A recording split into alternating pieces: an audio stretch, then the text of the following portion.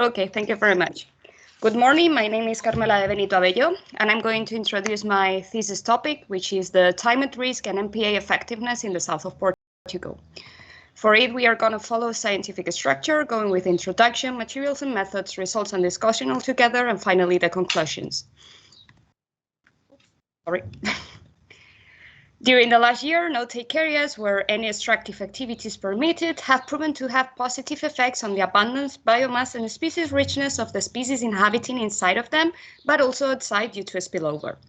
However, in order to assure their effectiveness, these tools need not only a good management, but a proper design taking into account several ecological parameters, such as the home ranges, feeding and spawning areas, and the migration routes for migratory species.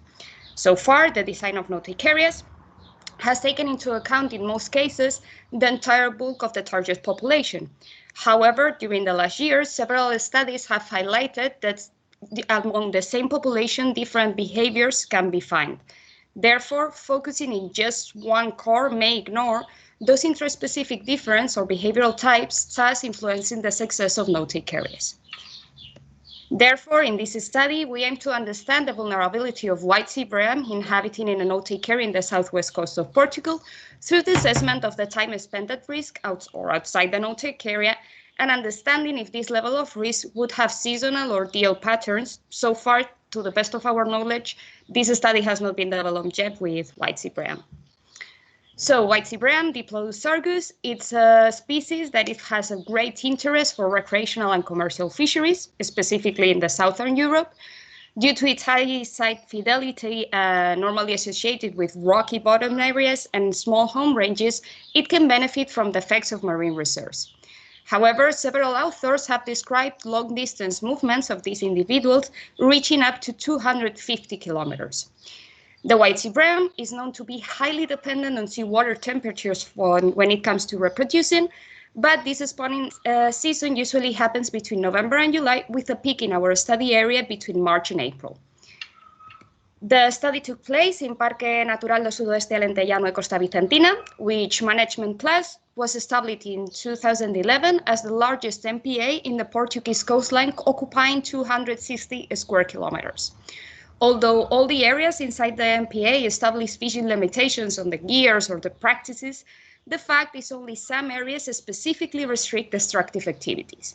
This is the case of the no-take areas that comprise an 8% of the coverage of the full NPA. And they were established with the aim of protecting the ecological values of the Portuguese coastline and those species with higher value for both commercial and recreational fisheries, such as the Diplodocus argus. These species have dedicated fisheries that gave rise to specific regulation that limit its fishing during the spawning season. Among the no-take areas, we have Ilotes de Martiñal, which is the marine reserve of approximately 4 square kilometers within the park where our study was carried out. However, it's worth highlighting that this not only happened in this part, the detections were registered in Ilha do Pessegueiro and in Arrábida.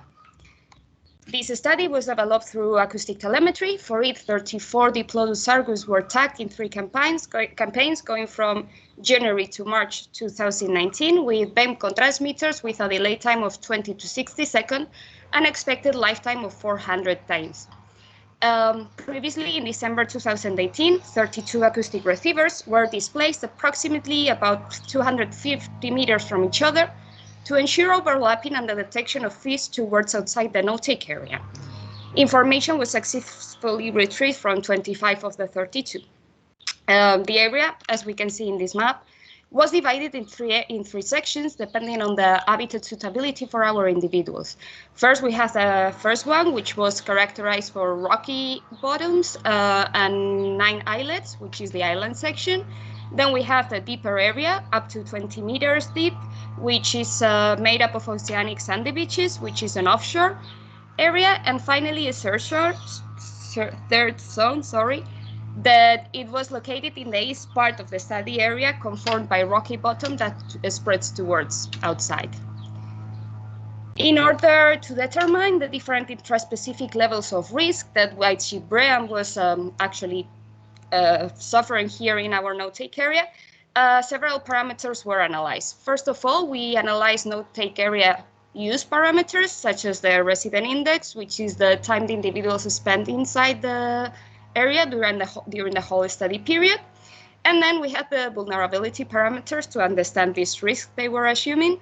And three parameters were estimated: the maximum time outside the area in consecutive days, the mean time of excursions in days before getting the number of excursions by the procedure NIP et al. Developed, and then we had the final fate, as Villegas Rios did, with the difference that he had two fates, which was physical mortality and survival, and we had a third one, which was the dispersive fate, because of the difference of the study area, that he used a closed system and we used a very open system. After getting those four variables, we saw similarities and differences between individuals, which is something that we expected. So a cluster analysis was run and two main groups were identified. One with a very high resident index and a very low maximum time outside the area, and another one with the opposite situation. However, a third group was identified in the sense that had this high resident index and low maximum time outside, but we could see that they really spent a very short time in the no-take area. Therefore, they spent a lot of time at risk, but we were not being able to reproduce this in our parameters. In that sense, a fifth parameter was estimated, which was the weighted resident index, that not only took into account the days that the individual was detected inside, but also the days between the first and the last detection. Once we had these five variables, a behavioral type classification system was developed, and 5 behavioral types were identified, and also an extra step was developed that I will specify later. Once different behavioral types were assigned to individuals, we proceed to estimate the time at risk as a vulnerability explanatory variable of the time spent outside the no-take area along the whole study period. In order to estimate the time outside the no-take area, we took into account the number of days without detections, but also the time of the excursions that the individuals did.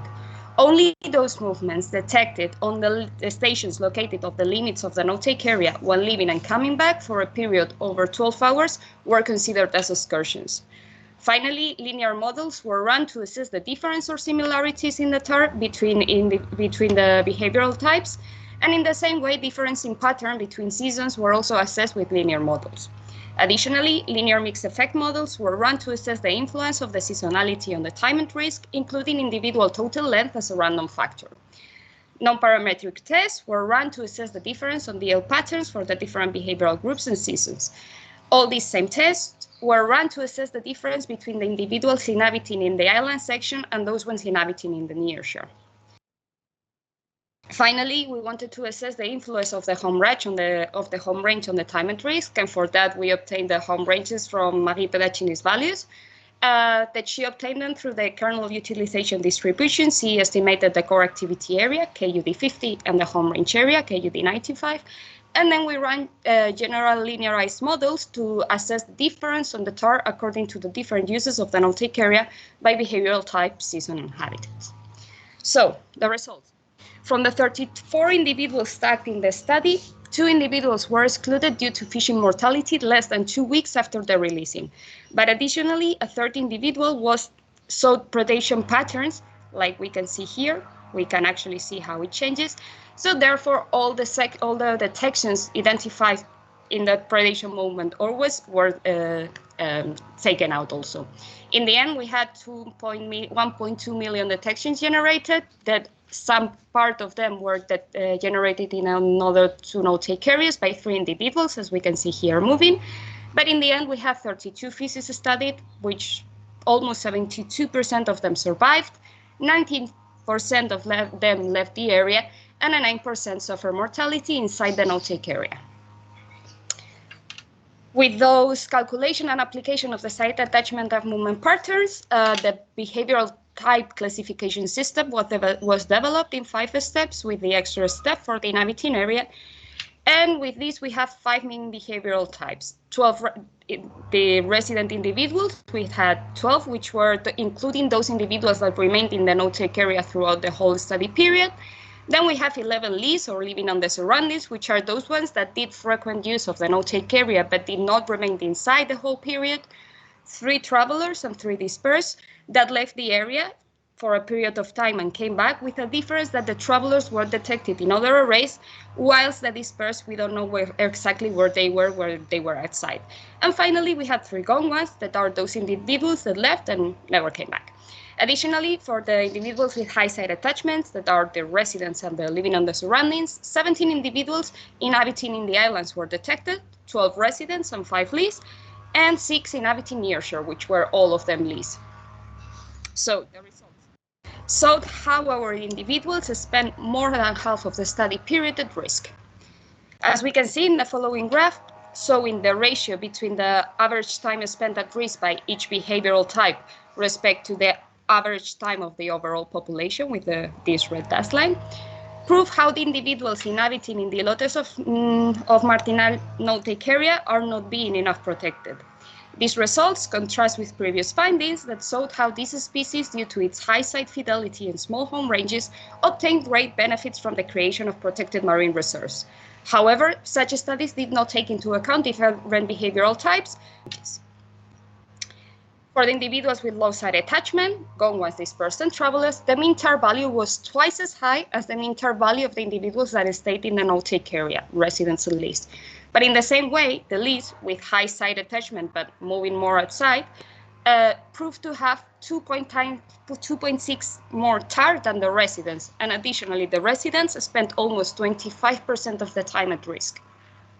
This difference for the ones with high site attachment not only happened in the group, but there's also a significant difference in the TAR between those living nearshore, spending 2.5 times more time at risk than the ones living in the islands, reinforcing other studies that show that islands isolation and habitat discontinuity may contribute to protection effects. Here we suggest this is also occurring for islands close to the shore. Although no statistically significant difference between seasons were identified, winter and spring were the seasons where individuals spend less time at risk. Low site attachment individuals, except the gone ones, showed site fidelity, as we can observe in the following graph, representing the movements of dispersed and travelers while leaving and coming back to Martignal, and in the case of the travelers, also when they were arriving to other areas. In the case of the dispersed, these ones left the area between February and April to come back between November and March. In the case of the travelers, they left the area April-May to move to Arabida and then returned around February-March, matching with the peak of the reproduction in our area. This may show some kind of spawning movements between no-take areas, something that have been recorded previously in other white seabream populations in the Mediterranean Sea. Therefore, the regulation that forbids land-based fisheries activity during the spawning season in this NPA covers such movements even between the no-take areas for individuals of this species. In the case of the difference on the TAR during the day and the night, again, no significant difference were detected. However, it's worth highlighting how both dispersed and travelers, when using the no-take area, proved to remain within the limits most of the time. On the other hand, both residents and lease spend more time at risk during the night, in line with other theories suggesting that white seabream feeds during the day in natural reefs, as is the case of our no-take area. The home range, the KUD95, for all the individuals was always below the size of the no-take area. The KUD95, in opposite to the core activity area, proved to have a significant influence on the TAR, although no statistical evidence between behavioral types, seasons, or inhabiting areas was proven. It is worth mentioning that most of the individuals analyzed in this study spent a high percentage of the time outside the no-take area. In this way, the home ranges would be not representing the real utilization area, and it's likely that they have a greater size than the estimated, or at least they are displaced and possibly not centered in the no-take area. Therefore, our results show the individuals of this population spend a substantial time outside the no-take area and therefore at risk. Different behavioral types prove to lead to different levels of vulnerability, and in the same way, this will affect the effectiveness of the no-take areas when just taking into account the bulk of an entire population. Thus, behavioral types of target species should be taken into account on the design of these areas.